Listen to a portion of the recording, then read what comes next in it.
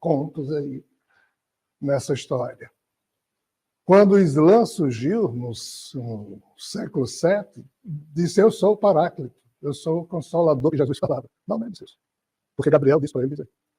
Quando o Espiritismo surgiu, Kardec disse: isso aqui deve ser o Consolador que Jesus prometeu, porque os Espíritos comunicavam através de médiuns, e aquilo era o Espírito de Consolação. Só em 1864, quando o livro do Evangelho segundo o Espiritismo foi lançado, aí surgiu aqui o Espírito da Verdade, nesse livro, dizendo que o Espiritismo era o Espírito de Consolação. Ou seja, há dezenas de interpretações. Qual é a verdade? Então, assim, a verdade, a verdade, a verdade. Vamos deixar que as gerações futuras descubram. Agora, seguramente não é verdade essa interpretação que a turma do catolicismo impôs aos fatos, ok? Então, enquanto Jesus estava lá ressuscitado falando, causando surpresas em quem escutava dentre os vivos, e a surpresa era tanta que esse grupo aqui, quando recebia as informações, guardava entre eles, não saía espalhando. Aqui, Paulo, quando recebeu o pedido de Jesus para espalhar a sua mensagem para os gentios, ele... Você, como diretor de cena, vai ter seu salário rebaixado, porque no início você disse que tanto podia ficar aqui como ali. Foi outra. Então tá. Não. Então, assim, Paulo saiu, blá, blá, blá, fazendo proselitismo. Essa turma, os apóstolos, só faziam proselitismo entre os judeus, porque eles diziam que a mensagem de Jesus era só para os judeus. Essa turma aqui, quando começou a receber essas notícias estranhas, fechou o circuito, porque ninguém conseguia compreender aquelas notícias que contradiziam o que Jesus havia dito quando estava vivo. Então, isso aqui ficou meio que intramuros, foi uma coisa meio iniciática. Como eu disse ontem, não era para todo mundo. Então, sob essa perspectiva, vamos falar agora nos aglomerados espirituais distintos que foram se formando em torno dos dois focos então existentes. Primeiro foco, o judaísmo e suas escrituras com as leis e profecias dos judeus. E o segundo foco, a nova aliança, cujo entendimento mudava com a evolução dos fatos. Então, sob a perspectiva espiritual, e aqui nós estamos falando do que se passou no mundo espiritual, enquanto Jesus ressuscitado revelava as novas mensagens, o que é que nós estamos dizendo? Que lá na espiritualidade foram surgindo, foram se formando dois aglomerados de espíritos, em torno do que originalmente havia acontecido, que foi a convivência de Jesus com os seus apóstolos e discípulos quando ele estava vivo. E o outro foco foi o que aconteceu após a morte de Jesus, que começou com a pregação de Paulo. E quando Jesus viu que Paulo estava fundando diversas igrejas, mas dizendo o que ele queria, aqui, essas revelações também começaram a surgir. Essas duas aqui, duas correntes, foram feitas pelos discípulos de Jesus, e essa aqui pelos apóstolos. Só que alguns apóstolos terminaram depois passando para cá, quando viram que de fato era Jesus ressuscitado que estava falando. Ainda que estivesse falando coisas diferentes daquelas que eles haviam escutado em Bíblia. Então, sob a perspectiva de quem estava na espiritualidade, era o grupo dos discípulos, que é esse número 2, e o grupo 1. Primeiro século. Segundo século, basicamente, a coisa foi ficando desse jeito. O espírito que me anima, na época, era um soldado romano, um dos que crucificou Jesus. E lá pela altura dos anos 60, 70 do primeiro século, morreu. E o espírito que me anima se nivelou nesse grupo aqui, começou a participar disso aqui, e depois saiu. Alguns de vocês que estão aqui estavam em torno desses dois grupos, porque todo mundo na espiritualidade, que terminou se vinculando à figura de Jesus, ou por amor, ou por ódio, ou por seguidor, por se tornar seguidor, ou por hábito cultural. O que é hábito cultural? Você nasce numa certa circunstância, ali a família é católica, ela vai você ser católico por hábito, ainda que sua tendência espiritual não precise ser aquela. Qual o problema sério que começou a acontecer? Esse grupo espiritual número 2 e o grupo espiritual número 1 começaram os dois a se desentenderem na espiritualidade. Do jeito que aqui na Terra esses grupos brigavam entre si, quando esses que brigavam entre si desencarnavam, aí se enquadravam nesse outro grupo, na espiritualidade, a discussão continuava. Foi por isso que o meu espírito se afastou depois disso aqui. Então, vejam bem, a coisa não é fácil. Mas, Rogério, você está se referindo a que nível de espiritualidade? A espiritualidade errática que envolve a Terra. São cidades espirituais como se fosse um grande edifício. Quando cada um de nós deixa esse corpo, o nosso eu é atraído por um túnel, que na verdade é o elevador, e a luzinha que aparece no fim do túnel é o andar, onde o elevador vai parar e o seu eu vai ser de novo hospedado no espírito, que porventura já esteja lá o seu. Ou então é que o seu espírito está sobreposto a esse corpo morreu, aí o espírito se sente atraído, ou seja, não é democrático. Você vai para o andar, entre aspas, em que a pulsação dos arquivos que você guardou no seu genoma pessoal e no seu conectoma cerebral, que é o álbum de figurinhas de todas as memórias associadas a emoções que você colecionou, enquanto esse cérebro teve vida, a resultante disso faz com que você vá para o andar correspondente. Então, do térreo para cima, é coisa boa. Mas tem luzinha para baixo também, no elevador desce para o subsolo. Aí para cá a coisa não é muito boa. Aí vocês devem pensar, esses dois aqui estavam no subsolo. Não. A coisa é tão patética que não é não. Isso aqui é nos níveis espirituais primários, mas da parte boa da erraticidade. São essas cidades espirituais, tipo nosso lar, blá, blá, como se fala. Aí, como nós falamos ontem, a espiritualidade não é democrática. Ela une, junta, aglomera os espíritos de acordo com o seu grau de afinidade, porque não pode ter espíritos que não sejam afins no mesmo lugar, senão o lugar na espiritualidade é uma produção mental, isso cai. Então tem que ter espíritos afins. Torcida do Porto tem que estar no lugar, torcida do Sporting, porque se estiver junto, a religião é pior que a torcida de futebol. Então, na espiritualidade, o Jesus ressuscitado começou a criar, sem que fosse essa a intenção dele, faixas que pensavam igual, ou seja, os membros daquela faixa pensavam da mesma maneira, mas uma faixa 1 pensava diferente da 2. Isso sempre existiu. Até hoje permanece. Com o tempo, A trágica separação entre o que havia sido escrito antes e o que foi produzido depois da vida de Jesus, em termos do que viria a ser o conjunto dos cânones adotados pelas igrejas cristãs, num primeiro momento, e pela Igreja Católica Romana a partir do final do século IV. Então houve uma trágica separação, a partir dos séculos IV, V, VI, do que o cristianismo primitivo ajuntou ou colecionou em termos de crença, papéis ou manuscritos, e a Igreja Católica. Então, a partir do século IV, isso aqui continuou a ter dois grupos de espíritos. Aqueles que se catolicizaram, desculpa, eu sei que não existe essa expressão, mas eu estou acabando de inventar. Aqueles que se tornaram católicos. Por quê? Porque ser católico passou a ser chique na espiritualidade. E aqueles que continuaram cristãos sem ser católicos. Como o catolicismo absorveu só isso aqui, e um pouquinho disso aqui, e mandou destruir tudo isso aqui, ficou um grupo espiritual católico, cristão, e ficou um grupo dos descontentes com o catolicismo. Esses aqui eram o quê? Apenas não estavam lá. Mas diziam ou acreditavam ter, na posse de suas mentes, notícias mais honestas sobre o legado de Jesus do que os que se organizavam sobre o catolicismo. Qual o detalhe? O detalhe é que a gente não gosta de entender as cores do que se passou, mas quando Constantino, estou eu repetindo o que já disse ontem, influenciado por sua mãe Helena, se tornou cristão, ele perseguiu os cristãos, mas resolveu se tornar cristão, e ele foi quem fez a transição do cristianismo para o catolicismo, quando transformou a Igreja de Roma no Vaticano, que surgiu o bispo de Roma mandando em todos os bispos, surgiu a figura do Papa, o primeiro Papa foi Damaso, e Damaso se aproveitou de Jerônimo, que traduziu para o latim os 73 livros da Bíblia que hoje nós conhecemos. Então, quando isso ficou organizado em um prédio bonito e Vaticano, então os espíritos gostam disso. Por que os espíritos gostam disso? Porque quando eles estavam aqui como romanos, eles adoravam aquela coisa. Então, isso aqui estava organizado. Isso aqui ficou totalmente desorganizado. Qualquer espírito desse primeiro grupo, quando ia nascer, queria nascer sob a égide da Igreja Católica. O espírito desse grupo ia nascer sob a égide de quê? Não tinha nenhum guarda-chuva, não tinha nenhuma igreja aqui, porque a igreja de Marcion, que no século II, como a gente falou ontem, é a que era mais poderosa, foi literalmente destruída. E qualquer pequeno núcleo que aparecesse com algum herege falando coisas que a Igreja Católica tinha mandado destruir, esse herege era morto na hora. Então isso aqui foi cancelado. Ficou prevalecendo só a Igreja Católica. Dizendo isso de uma maneira mais ampla. Foi? Então, sob a perspectiva espiritual, na altura do século V, passaram a existir 3 aglomerados espirituais, estruturados em torno dos 3 focos que ainda disputavam a exclusividade do legado de Jesus. Quais eram esses 3 focos que terminou se desdobrando dos 2 que eu acabei de citar? O velho judaísmo, que renasceu, quando os judeus, lá pela altura do século V, VI, começaram a trabalhar algo que se chama Cabala, que havia sido revelado a Shimon Bar Yochai, ou Bar Yochai, um rabino do século II depois de Cristo. Então isso começou a dar novos elementos, o judaísmo começou a crescer no sentido de... Agora eles tinham a chamada Sefirat, a árvore da vida, com 10 emanações da divindade. Então eles começaram de novo a trabalhar esses conceitos e na espiritualidade terminou gerando um grupo à parte. O segundo grupo, a heresia que separava Jesus de Javé. E o terceiro grupo, a teologia romana, que inventou a Santíssima Trindade como maneira de, entre aspas, inventar um novo conceito sobre a deidade e o seu vínculo com Jesus. Como eu disse ontem, até o século IV, o ano 305, 310, Jesus era um bandido do Império Romano.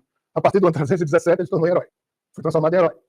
A coisa foi tão feia que em Jerônimo, quando no ano 382 foi traduzir os evangelhos, aí os romanos não podiam mais ser os responsáveis pela morte de Jesus, já que Jesus agora era o herói do Império Romano. Então Pôncio Pilatos lava as mãos. Como se dissesse, nós romanos não temos nada a ver com isso. Esses judeus aí é que criaram essa intriga toda e os guardas romanos vão apenas cumprir o que os judeus decidiram. Vocês estão entendendo? Então, na tradução do hebraico, do aramaico e do grego para o latim, que é a língua oficial do Império Romano, quando surgiu a cultura católica, Roma transformou Jesus de um bandido judeu num herói europeizado, igualou ele a Deus no mito da Santíssima Trindade e o assunto foi encerrado. Em termos das coisas aqui embaixo. Na espiritualidade, a coisa ficou dividida nesses termos. A Cabala puxou o judaísmo adiante, os que não aceitavam a palhaçada que foi feita no catolicismo continuaram sendo os hereges reunidos num grupo que ninguém sabia muito bem no que é que ia dar, e a ortodoxia do catolicismo, essa começou a crescer loucamente devido ao poder que o Vaticano tinha na Terra. Só que, de novo, isso aqui é na espiritualidade que eu estou falando. Grupos organizados na espiritualidade. Aqueles que viriam a ser templários no futuro surgiram basicamente daqui, mas tem um ou outro que saiu daqui depois e entrou aqui. Continuando, em termos de perspectiva espiritual, por volta do século IX, ou seja, quase 1000 anos atrás, como é que estavam esses grupos? O grupo espiritual do velho judaísmo ainda existia e cultuava a figura de Javé como sendo Deus. Ou seja, Javé conseguiu, por meio da Cabala, reintroduzir um pouco do seu prestígio entre o velho judaísmo, que era a vertente do povo que ele escolheu desde o tempo de Adão, 7 anos, aquela história toda. A Igreja Católica escanteou Javé quando criou o Deus da Santíssima Trindade, para se livrar do Deus dos judeus, o Deus dos judeus, apareceu aqui e também criou o Islã.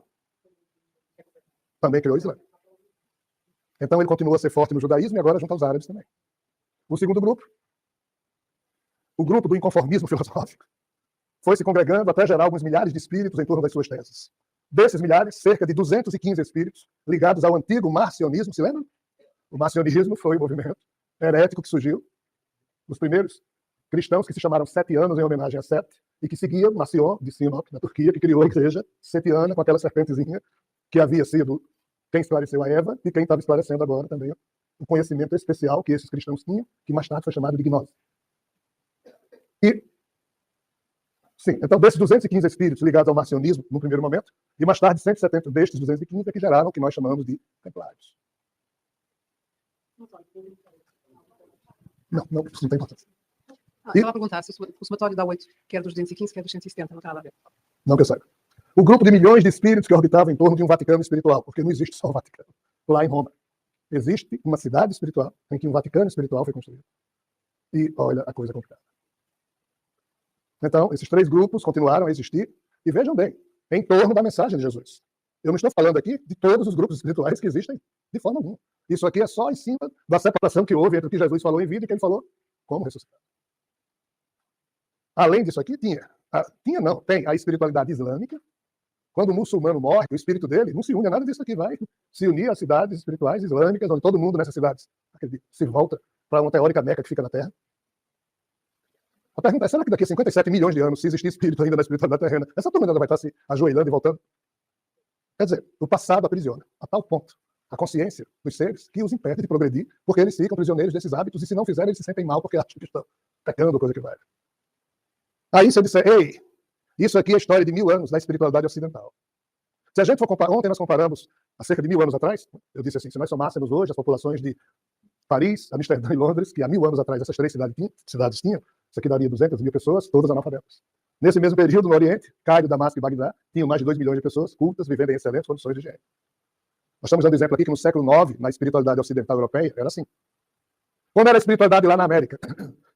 Como só tinha os povos originais no século IX na América, a espiritualidade na América era só cidades indígenas.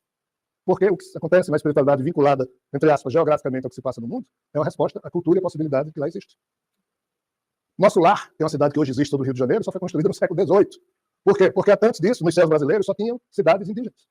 Foi preciso que europeus saíssem daqui, os portugueses invadissem, aí os portugueses começaram a morrer lá no Brasil. Alguns espíritos portugueses começaram a ficar presos nessas espiritualidades brasileiras, aí foram construindo cidades, porque já sabiam construir cidade aqui na Europa e lá na América ninguém sabia. O mesmo raciocínio se aplica à América do Norte. Mas a questão é, e nesse tempo em que a espiritualidade europeia estava dividida nessa confusa situação aqui, disputando com o Oriente Médio a questão judaica, como era a espiritualidade dos budistas, dos confucionistas e dos taoístas? Dá vergonha a gente comparar a espiritualidade cristã com a desses três focos que eu acabei de citar aqui. Tudo lá é chique. Ninguém briga. Isso aqui é briga constante. As cidades taoístas, as cidades budistas, as cidades confucionistas, com todos os problemas que os humanos que vivem nessas culturas possam ter, mas é uma espiritualidade mais sofisticada. Isso aqui é uma baixaria, porque aqui todo mundo sabe a verdade, não sabe nada, pensa que sabe. E ainda julga os outros que pensam diferente deles e querem matar o outro em nome de Deus. Olhem bem que estrutura maravilhosa do pensamento. Uma espiritualidade dessa, fede. Mas é essa espiritualidade que em qualquer missa católica, desculpem, tá? Qualquer culto protestante, qualquer reunião espírita, se não houver muito zelo das pessoas que participam, a espiritualidade das quais esses cultos se ligam é desse tipo aqui. Não é agradável. Isso de alguma forma serve para aprisionar as pessoas ao pensamento e não fazê-las evoluir, Sim. como neste caso somos nós aqui nesta sala. Religião na Terra, à exceção de um aspecto budista e do taoísmo, do confucionismo, tudo mais é prisão. Krishna é, entre aspas, hoje o ser mais poderoso em termos de devotos que existem entre os 8 bilhões de seres humanos. Quem é devoto em Krishna, pensa em Krishna o tempo inteiro. Krishna garante que quem faz isso, ele, na hora da morte dessa pessoa, ele leva essa pessoa. Se a pessoa passou a vida inteira pensando em Krishna, significa dizer que não fez besteira. Que não roubou ninguém, que não matou ninguém, porque em tese quem pensa em Krishna se submete. Então, Krishna garante que cuida dele na hora da morte e leva ele para o seu céu. E leva. A espiritualidade hindu, devota a Krishna, é a maior potência espiritual de tudo isso que eu estou falando aqui para vocês em termos de espiritualidade. E todo mundo está lá numa espécie de contentamento permanente. A questão é, será que é digno você passar a sua vida inteira aqui na Terra, Hare Krishna, Krishna, Krishna, Hare Hare, o tempo inteiro cantando para Krishna, e do seu lado tem alguém ferrado, e você, eu e Deus, eu e Deus, eu e Deus, e todo mundo ao seu redor, sofrendo, mas você está numa boa. Isso é digno? E o Sr. Krishna só percebeu isso muito recentemente. Jesus, como ser humano, percebeu isso bem mais cedo. Percebeu o quê? Que obedecer aos padrões dessas religiões avatáricas cria uma prisão psíquica, ou pior, um retardamento mental, porque você ficar em permanente contentamento, o nome disso é o quê? A imbecilização da pessoa. A pessoa só sabe ficar em êxtase. O mundo precisa de pessoas que trabalhem. Pessoas que se exponham, que ousem. Há uma expressão política. Nós somos cidadãos, nós precisamos ajudar a construir. Eu me esconder numa caverna, ficar embaixo de um pé de árvore, em cima de não sei o que, constantemente reverenciando Krishna. Bem, a maioria dos humanos faz isso. E quando morre, tem o prêmio de ser levado por Krishna, só que a loca de Krishna é um monte de espíritos embevecidos. O nome disso precisa ainda ser produzido. Mas esse anestesiamento que existe na espiritualidade é porque, segundo a lógica desses seres, é melhor assim do que soltar esses seres humanos, já que eles vão virar bichos, se submeterem a um ato de contrição religiosa. O Krishna tem algum lucro dessa glorificação toda que faz? Tem que ter, não é? No campo da alimentação dos eflúvios psíquicos.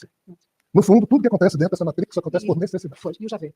Naquele grupo que o segue, os judeus. Tinha, mas não alimenta mais. Mas a maior alimentação de Javé não é junto aos judeus, junto aos Os islâmicos. islâmicos, pronto, ok. Que são quase 2 bilhões, 1,7 bilhões de pessoas diariamente se voltam para Meca. E Javé recebia isso, só que isso não é mais alimentado. Rogério, e eu, Paula, quando eu desencarnasse, eu tanto todo este conhecimento e adquirindo este conhecimento, não quiser ir para lado nenhum. Onde é que eu tenho que mudar? O eu de Paula não tem muito que ver nessa história. O resultado do que Paula produzir no espírito dela é que vai determinar para onde o eu de Paula. Mas o meu eu não pode influenciar o espírito, mas que eu posso entrar em contradição e não querer nada disto. Só fazendo com que a sua pulsação seja superior do seu espírito. Foi aquilo que eu perguntei ontem em relação ao Jesus e à Sofia. Se havia alguma influência. E o caso dele é diferente. totalmente diferente. Qualquer um de nós pode fazer isso, esses seres não podem. Porque os avatares têm uma programação que não é imutável, eles não modificam facilmente. Pois. Nós humanos podemos mudar nosso tempo. Mas aqui nós estamos falando de coisas distintas, tá? Cuidado para não misturar. Voltando para o aspecto trivial, apenas compreendam o seguinte: isso aqui é a espiritualidade cristã, católica, protestante, espírita. Essa é diferente da espiritualidade islâmica, é diferente da espiritualidade hinduísta, é diferente da espiritualidade budista, é diferente da espiritualidade taoísta, é diferente da espiritualidade confucionista. Esses nomes que eu acabei de dizer aqui para vocês são, em termos de representatividade, as maiores faces religiosas que marcam todo o contexto espiritual que nos rodeia. Claro que há bolsões independentes em relação a isso tudo. Mas o problema nosso humano é que a gente desencarna com débitos espirituais a saldar. Quando a gente tem débitos espirituais a saldar, o nosso querido não vale nada. Nós só podemos decidir com liberdade o nosso destino quando a gente se emancipa em relação à questão de débitos ou créditos espirituais, mas isso não é assunto para a nossa palestra. Então, em termos de espiritualidade cristã, que é de onde emergiram os templários, no século IX, a coisa estava desse jeito. E foi basicamente daqui, do grupo do inconformismo, que surgiu um pequeno subgrupo. Isso aqui são milhares de espíritos, aqui são milhões. Daqui surgiu um pequeno grupo inconformado com o que se estava fazendo com Jesus do catolicismo, já que o catolicismo era mais paulicionista do que propriamente cristão, ou seja, a Igreja Católica, pouco a pouco, foi dizendo que a salvação era a grande missão da Igreja Católica. Jesus nunca falou em salvação, foi Paulo. Então, por volta do ano 1000, a situação espiritual era assim. E ontem nós falamos o quê? Ontem nós falamos que em 1069, entre 1065 e 1069, o Papa, ele mesmo, quase um analfabeto. Nessa época, até os reis da Inglaterra eram analfabetos. O reino inglês contratava padres para os padres fazerem a contabilidade do reino. Era muito sério. Então, nessa época, os papas começaram a perceber que precisavam fazer alguma coisa. Como a gente falou ontem, eles criaram o livro das taças da Sagrada Chancelaria Apostólica Romana para vender indulgências, para adquirir dinheiro, para construir exércitos, construir catedrais. E eles começaram a criar fatos para concentrar poder, e um deles teve a ideia. Ah, não, a Europa está atrasada, estou só repetindo como eu finalizei ontem. A Europa está atrasada porque nós, europeus, estamos pagando o pecado pela nossa omissão. Qual é a nossa missão? Deixar a terra santa do nosso Senhor Jesus ser crucificado, ser dominada pelos islâmicos. Por isso que eles lá progrediram e nós aqui na Europa. Então, com base nesse tipo de coisa, começou a surgir, torno a dizer, entre os anos 1065 e 1069, isso que se chama cruzadas. Como eu disse ontem, aí agora eu estou deixando a descrição do mundo espiritual e estou voltando para o mundo terreno.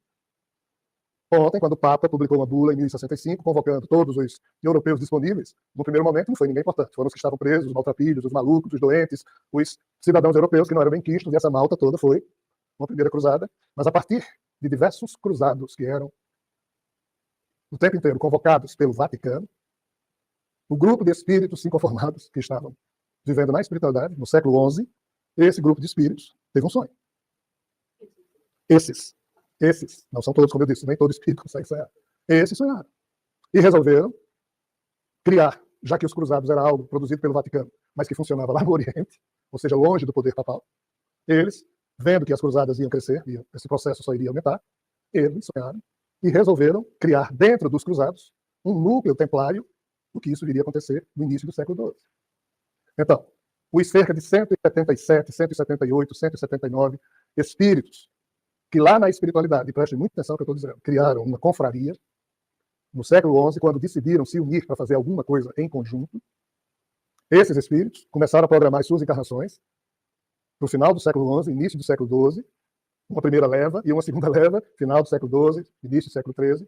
Esse plano foi sonhado na espiritualidade, ao longo dos anos 1065 até aproximadamente 1100.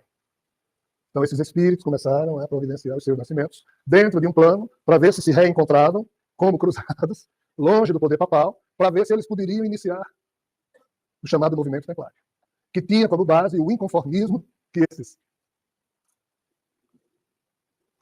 esses milhões de espíritos em torno do Vaticano físico, lá construído em Roma, e do Vaticano espiritual, haviam feito com o legado de Jesus, distorcendo completamente as intenções de Jesus, já que esses espíritos achavam que sabiam dessas intenções porque fizeram parte do marcionismo original, fizeram parte, alguns lá, junto com Maria de Madalena, no início dos 7 anos que deram no marcionismo, blá, blá, blá. Então, esses espíritos começaram a... Então, assim, os cruzados foram muitos, mas os templários são só uns 200 e poucos indivíduos. Porém, ao longo dos 3 séculos, séculos 12, 13, 14, milhares de pessoas, quando souberam na espiritualidade que existia um grupo tentando fazer algo organizado lá, aqui no mundo, começaram a produzir as suas encarnações para tentar apoiar de alguma forma aquele grupo. Vocês compreendem isso? Isso é uma história espiritual que várias vezes a espiritualidade já tentou mediunicamente contar, mas isso nunca saiu aqui na cultura dos encarnados do jeito que eles gostariam. E talvez não vai sair mais porque já é uma coisa que ficou para trás. Mas, na altura desses séculos, era assim que a coisa funcionava.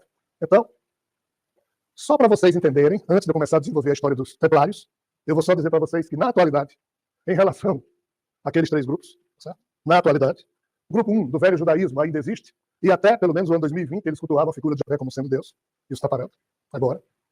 O grupo 2, muitos dos 170 espíritos vinculados à história dos templários originais se corromperam. Eu já estou dizendo o final para ninguém ficar iludido. E o movimento ainda se reordenará para voltar a lidar com o poder temporal. Ou seja, o sonho que os templários sonharam no século XI, eles executaram nos séculos XII, XIII e XIV, não deu certo. Fracassou o sonho. Eles se reorganizaram para agir agora, nesses tempos que estamos vivendo, não deu certo. Mas já está sendo organizado, pelo mesmo grupo, uma nova tentativa. Quando a transição planetária findar, eles vão de novo ver se conseguem se reunir, eles agora atuaram desagregados. Mas eu vou falar disso amanhã. Mas eu estou só mostrando para vocês como a coisa está na atualidade. E o grupo 3, de espíritos católicos ortodoxos, ainda flutua em torno de um Vaticano espiritual e uma certa ordem paralela que existe na espiritualidade que está cada dia mais complicada.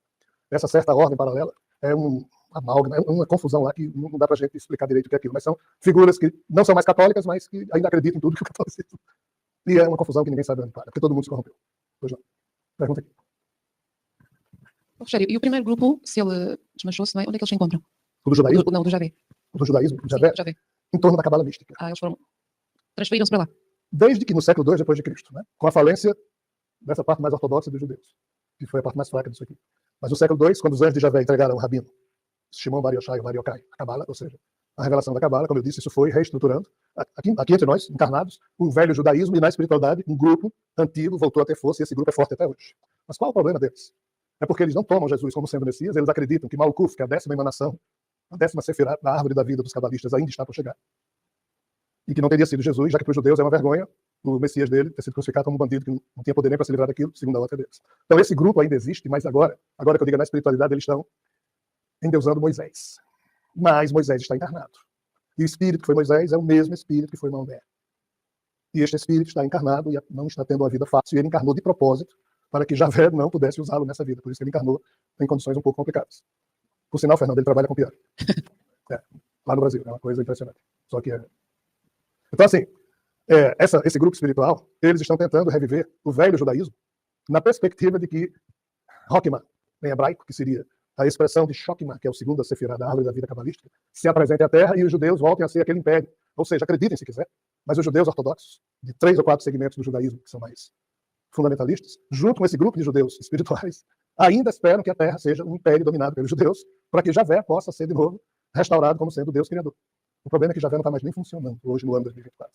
E como os próprios anjos que cercam Javé já deram esse aviso, ó, nosso criador de novo entrou naquele som do qual ele não acorda, aí eles estão sem saber o que fazer, a coisa está meio estranha. Só voltando aqui à questão dos templários e esse grupo de inconformados que começaram a planejar uma reencarnação conjunta no final do século XI. Assim, eu pensava que os templários eram uma consequência das cruzadas. Pelos vistos, eles aproveitaram as cruzadas para poder pôr em prática esse plano. Mas não parece uma boa ideia, porque não era a altura certa, o islamismo estava no alto, em termos no auge, o catolicismo tinha completamente a mão na Europa, e Jerusalém é um foco de todas as batalhas possíveis e imagináveis, né? E não havia nada mais importante, não havia nada, um planejamento maior. Qual era realmente o objetivo que eles tinham, esse conjunto de pessoas? Qual era realmente o objetivo deles? Vou entrar agora, então, já nos Templários, aproveito e vou respondendo a sua pergunta ao longo. Tá? Tranquilo. Então, a gente agora encerra essa perspectiva e vamos começar agora a falar dos Templários. Como eu disse para vocês, ao longo do século XI, eu estou respondendo a sua pergunta, tá, a partir de agora, esses 200 indivíduos, 190, 180, 200, o número não é exato. O que se sabe é que no século XIV sobrou 170. Mas, perto de 200 figuras, criaram na espiritualidade um grupo que tentou fazer isso. Isso o quê? Pegar carona num momento extremamente dramático da vida planetária, em que Ocidente e Oriente começaram a se digladiar em torno de uma questão geopolítica, religiosa, que na época significava tudo para pessoas que tinham a mentalidade do século XI. Nós, que temos hoje a mentalidade do século XX e XXI, não conseguimos entender quem viveu no século XVIII, no século XV. A gente pensa que compreende, mas não compreende. A gente pratica um equívoco quando julga o passado a partir dos valores que nós temos hoje.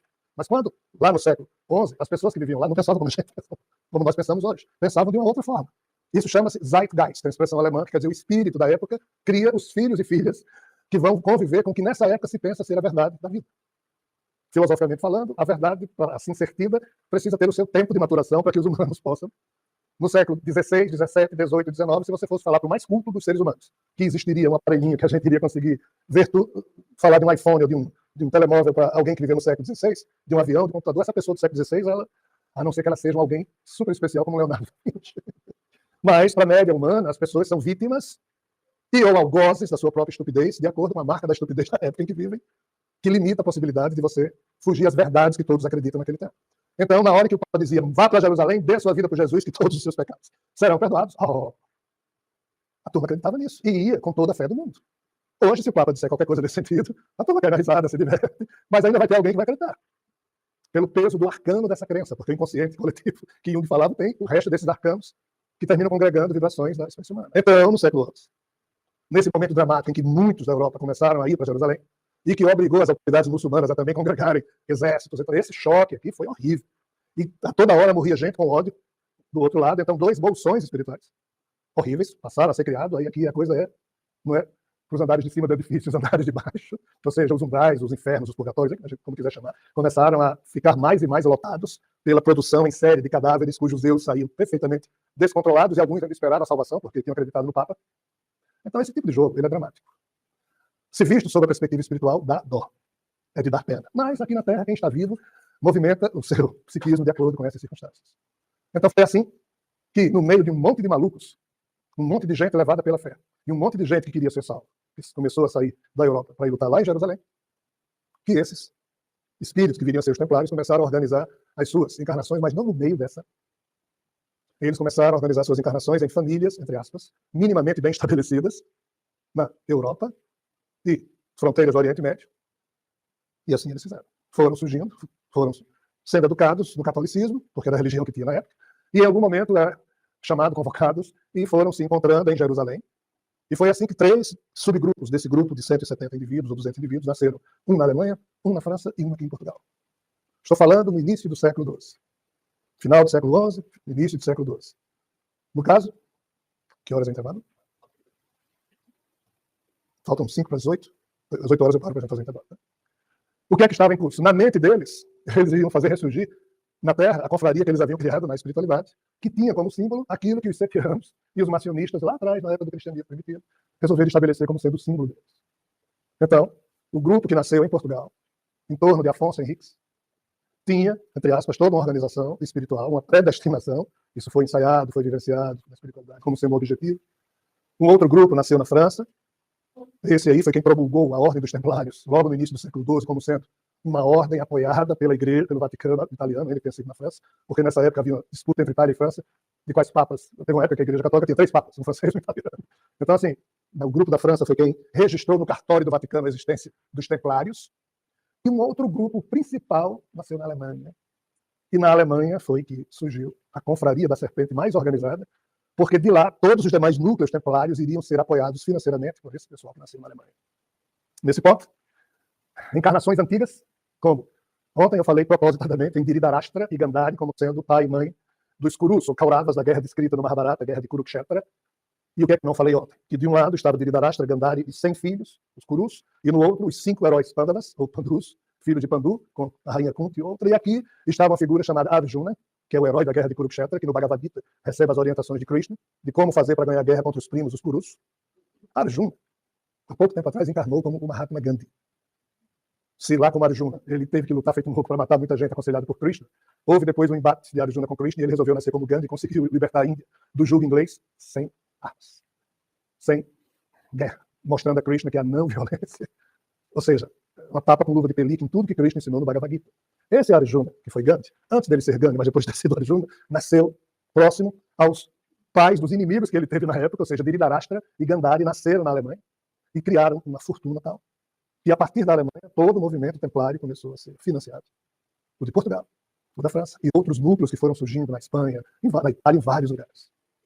Esses seres, quais? Esses 200 e poucos seres humanos, tinham como objetivo, basicamente, 3 questões pontuais. E agora eu respondo objetivamente a pergunta que foi feita. Primeira questão. Como o catolicismo havia deformado e distorcido a face de Jesus, e colocou a face de Jesus como sendo a que Paulo criou, e a face que Paulo criou foi de Jesus, o Cristo, e Jesus em vida não era isso, era só Jesus.